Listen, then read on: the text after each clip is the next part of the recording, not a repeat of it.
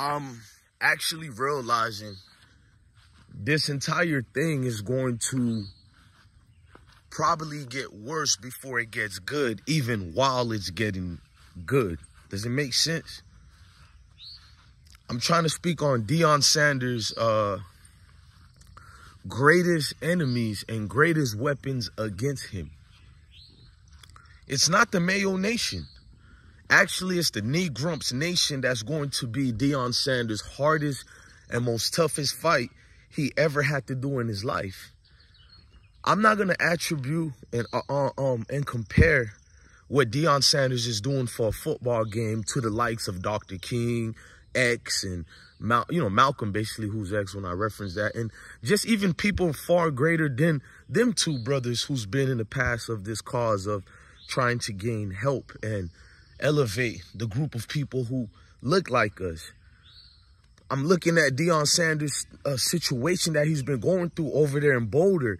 Even the one that he had to deal with at Jackson State, bro. The nasty things being said by him. Although Jackson State lost a lot of their coaches too to the Power 5, you didn't hear the same group. Well, I don't want to say Jackson State only, just a lot of HBCU coaches get picked up by the Power 5, even by the Power 6, even by NFL teams. I never hear these outlandish, disrespectful conversations about a man that did so much for a university like JSU.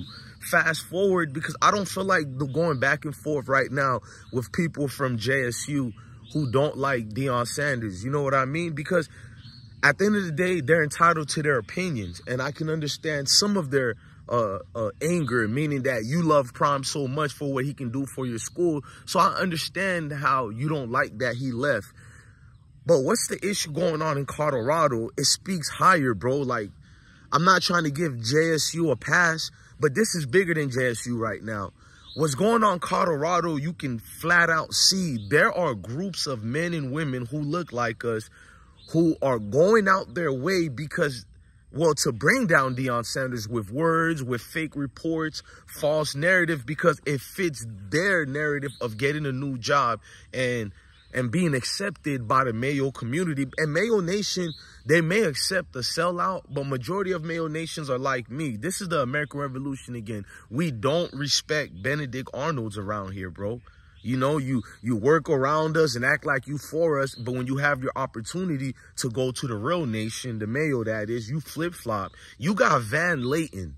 Now, this guy exudes zestiness all the way. I'm not trying to disrespect him, but there's nothing about this guy that says he's up to par with football. He barely even talks about sports. But let's just stick it to football. When has Van Layton been this heavy so-called real sports aficionado? You know what I mean? And I was actually taken by surprise because the only existence of Van Layton I knew was a court jester for TMZ for all these years. And then once he got fired from TMZ, he turned into basically this super educational purpose Black Panther pro-black.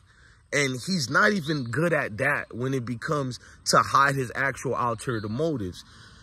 He comes out the blue and does a report on Bill Simmons' podcast, and he goes in, Deion Sanders is embarrassing, all the things that are going on in Colorado. And then you sit back like, what things that are going on in Colorado? You mean normal coaching situations when a coach gets demoted? You mean normal things like that? He says Deion Sanders has the institutional problem at Colorado, all these things. And he's making sure he exaggerates, but he's not explaining to you guys what's actually going on. He's leaving room so he can be proven correct. And because nobody is going to rebuttal a weak podcast like the Bill Simmons podcast. But you know I'm petty, y'all. I pay attention to moments like that because it matters. You got to look at the glimpse and grimps of things, bro. With Van Layton doing that, it shows you people are willing to act like everything that's going on and transpiring with Deion Sanders in Colorado is an anomaly. It's something so surprising and new. That's not the case. It's never been new like that. It's never been a weird situation. Players are transferring every day right now in all the sports, but especially in football. There are way more popular college football teams, championship-winning football teams, who lost way more players.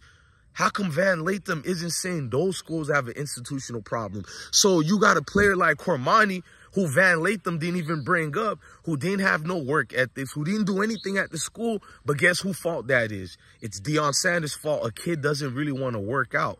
A kid doesn't really want to put all his, you know, shim for shims into playing this game of football. But Van Lathan spinned it around and says Deion Sanders is embarrassing. And guess what he used to validate that Deion Sanders is embarrassing? Because his mom said it. His mom is tired of reading reports of The Athletic and all that. They're saying this about that. Well, tell your big mouth mama to shut the hell up and actually read an actual credible report. Can you tell your big mouth mom that? So I guess Deion is in a hell of a situation because your raggedy mama opened up her mouth about she don't want to support her brother no more because he's doing other brothers wrong. And that's the problem with us, bro. How can we ever achieve greatness if we have these petty conditions that are built up into our genetics as far as the haterade, the envy, the jealousy, and reasons that you wake up every day to hate Deion, yet if you do really hate him, why keep speaking about him? Why even mention him in a way that I've never seen other coaches get mentioned, bro? You would think Deion Sanders won 20 championships in the NCAA level of football, that is, and he has no other choice but to be ridiculed because we need more from him. Like, Jesus Christ, he took a team that's never won in damn near 20 years, a team that won only one game. Had Deion Sanders been a Mayo coach for going 4-8 and bringing all that money to Colorado, all that notoriety, he would be praised right now. But a lot of people in the Mayo Nations can do what they're doing and denigrate Deion because you got guys like Van Lathan and so many other dudes. You see some of them in our comment sections. These guys have no other reasons to why getting mad at me for calling out some of these grown men players other than you don't like Deion, so you have to misconstrue a situation and pretend you're a football fan of Cormani. But when I ask these weird trolls questions about Cormani, they don't know because they don't follow the young man. They don't really follow football. They follow race like a lot of people do. You would think I follow race when it's not true at all. I literally put Deion's name in the comment sections, and here comes all these racial reportings about the man and his kids that have nothing to do with football. You got cowards like Gavin Claude, who wrote a deep letter, which was lies about his love for Deion Sanders, and then fast forwarded into about Shador having 6 vehicles and a house he's paying. Number one, I don't believe Shador has 6 vehicles, but if he did he steal them? Having 6 vehicles mean he's not concentrated on football all of a sudden? Did we not see how he performed against some of the top teams in college football? You can say what you want about Shador. I seen what he did to USC.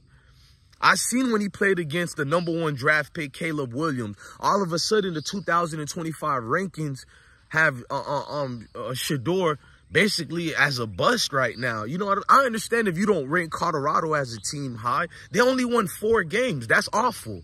You would never hear me lie about that. Winning 4 games is not good at all. But if you're a team like Colorado and you came from where you came from, there's always improvements when you have a 4-game winning season during the coach's inaugural season. You know what I mean? You learn and pick up things. And one thing Prime learned, it ain't just the former kids at Colorado that wasn't good. Even some of the Louis bags he brought to Boulder, they were counterfeit Louis bags. That's not his fault. He went to Canal Street in New York and some of the Africans sold him this whack-ass luggage that ain't even real, but it looked real. You feel me? The Carmanis, the Dylan Edwards, they looked like the real deal. We believed in a system that we thought they believed in too. And here's the thing, bro. I'm going to keep making it deeper because this is bigger than football. It's deeper than football. To watch these dudes, bruh, tarnish the name of a man at full relentless movements back and forth, whether it's media, pictures, the comment sections, and you hear more gripes and complain from people who look like Deion because You expect the Mayo Nation, not all of them, but a lot of them, to be disgusted with what Deion is doing because it's in their genetics as well. Notice the things they complain about Deion. I literally see Dabo Swinney. We just posted a video where maybe I'm going to post it before this one. Dabo Swinney, the Clemson coach, had a whole interview about people who enter the transfer portals. They're not good. We will never take people from the transfer portal because they're just not good players. Can you imagine if Deion Sanders said the same thing? Deion Sanders just did a tweet rebuttal towards a disrespectful player who's not only disrespectful to his former coach, but that player is disrespectful to elders. And what the media did was flip it around, and almost all of them got on code. I told you a lot of Mayo people stick to code. I wish we would. But they got on code, and all the narratives being printed out was, oh, Deion is bullying kids. Deion is attacking young men and women. It looked like Deion is a monster.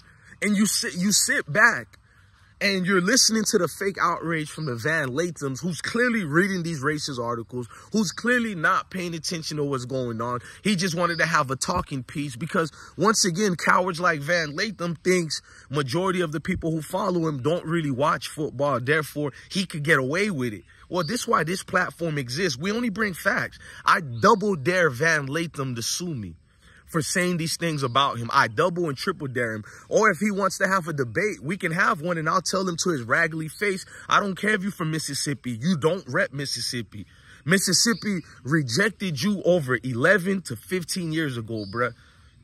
You stopped putting that banana between your cheeks, and now you turn into this philanthropist that you don't really give back and a fake activist. Saying one thing about the white man's platform, all of a sudden, which platform you run to? You guessed it, the white man's platform. And y'all fall for these type of dudes every time. You complain when the NCAA is not hiring black coaches. They're not doing X, Y, and Z, but you don't support black coaches. And you guys are correct. When some of you trolls go in the comment sections and say, Deion is not the only black coach, we need to support. I'm supporting these other black coaches. I've been highlighting what's been going on with the Michigan coach the whole time, and other coaches, even the Eddie Georges of the world who went down to the HBCU levels. Even I forgot the offensive coordinator for the Bengals, who got fired from the Browns when he was the head coach. I can't believe I can't say his, he worked for Marvin Lewis for over 20 years. I can't believe I can't say his name right now, but rest in peace to that coach, family members. But he even went to HBCUs, and I got videos supporting that. Guess what you guys don't do? You don't support any black coach. If you supported these black coaches, the ones who don't like Deion Sanders, and I'm speaking to the melanated brothers and sisters who don't like Deion, then okay, cool. Why are you up on our platforms or anybody defending Deion's platform every day? Because I see for every one YouTube platform that defends Deion Sanders, there's like 10 YouTube or just any platforms, 10 to 1 for all of us who defend Deion. There's 10 to 1 of these other platforms who don't like Deion, who speak negative on him. But where are these haters to go over there and be amongst your crowd who don't like Deion? You spend so much energy worrying about people defending Deion, you're not even supporting these other black coaches. In fact, that's what I'm going to do on this platform while we're highlighting Colorado and the success of and not just Colorado, even the great people in Boulder. Because remember, this is deeper than football, it's bigger than football. We welcome all ethnicities and creeds over here. You know, there are brothers and sisters who are not used to this type of freedom by a melanated brother like me. So they get nervous for me, and that type of nervousness makes them into a coddled, a weak, you know, passive-aggressive position, because you see a dude like me speaking vocal, and a black clown will jump on the comment section and say, brother, you're doing too much. Come on, bro. You can't just be speaking about that. It's always a Chuck that does that. That's why Harriet Tubman said, I could have freed so much slaves had they knew they were slaves. You know what I mean? That could be used as an analogy for everything going on at the plight of the black man and the black woman. You feel me? Because I am unapologetically black. I don't say sorry to nobody for that. So black people like to talk that crap at the barbershops, but when the situation gets heated in the kitchen, none of these bakes and chefs are nowhere to be found, and that's the problem. Sometimes in the kitchens, we got way too much chefs, and I feel that. But I stand on it, man. We have all this outrage and selective outrage at that, and we'll conspire as well. We'll make up stories if we can't find a way to tarnish this man's image. No matter what keeps going on with Deion, people keep riling up together, especially this platform, and giving that brother some love. Much needed love he needs to get. That man sacrificed his foot, toes, and everything for this game we call football. But in reality, I think what he really sacrificed was himself as a stable statesman for all people across the world, whether Mayo Nation or Negrums Nation. He sacrificed himself to be a change, bruh. And I know it sounds corny the way I'm speaking, but if you're a corny person, you're going to think I sound corny. But a real person, this is hitting truth to home, bro. I go deep sometimes in videos and I turn up on videos. This video ain't a turn up. This video is truth because I have 100 little kids who are my sons and they look like me. And guess who else they look like? They look like Deion Sanders kids, meaning that this is bigger than football. It's deeper than football. When are we going to get on code? When are we going to get on code like the Bill Simmons podcast, who know they don't have to denigrate Deion Sanders very much because they can hire a stepping fetching like Van Lathan. You know, the guys, oh, man, it's over, man. We've never seen this before. That's what he said. We've never seen this before. So many transfers. Meanwhile, every player is transferring right now out of all these other universities. But once again, these dudes who don't like Deion don't because that's what Van Lathan kept saying. You know, I love Deion and his family. No, bro, those are talking points you say so you could be spared by the community. Once you finish selling out, you can then bring the trinkets back to the community and be accepted. That's why you're trying to put it out there that you love his family. But if you love this family, why are you putting out lies? Why are you pretending that Deion Sanders has an institutional problem? I didn't hear the athletic director say that. Rick George is a man of greatness, and I feel like, and I said that on a video, if Rick George would have to fire Deion Sanders for losing situations, I would not do a video flaming Rick George. Rick George doesn't control who wins or not. His only job is to give Deion the resources he needs to succeed. So if Rick George needs to get rid of Deion, I would support that decision. Any athletic director in that position where a coach has failed to elevate the program, he should be fired. But guess what? Deion has elevated the program. They won way more games than before. And not only that, they were competitive. Have you seen the games Colorado lost? You feel me? Last year versus this year. At least this year, all of you people hate Deion because you know he should have won those games that he could have won, unlike the previous predecessors before him. But all of a sudden, Deion is not changing. Deion is doing bad. Man, these Van Lathans of the world, that's going to be my new word for a sellout and a stepping fetching. I'm going to call you a Van Lathan. This is another Van Lathan. We're going to highlight it and make it popular. I challenge every blogger to speak on this. You feel me? Every blogger to air out Van Lathan. And we double and triple. No, we triple dare him to sue us. That's one thing. A lot of you haters can cry, you can complain, but you can't debunk what I say. And that's what make me feel every day to raise up, have the self-awareness of who I am and what I look like. Being aware of that every day. No, I'm not a professional victim. You feel me? I accept with the way the world is. Let's get this out the way. I don't complain with groups of people who don't like me based on my complexion and what their genetic coding allowed them to do to me and what the powers may be of this government allows them to take over. I don't get angry at that at all. I welcome it so folks who look like me can be awakened. We're not talking about this new trend called wokeness, because that wokeness is really garbage and it's cancer to melanated people. So we don't want that wokeness. Number one, I'm conservative. Take that educational purpose, liberal crap out of my face. What I want is for y'all to understand who you are and feel proud to wake up and letting it hang out. That's truly the true feeling of waking up as a true man, as a free man. Ladies and gentlemen, I'm DJ Bless One. Love your family, love your kids, and honorably stay blessed.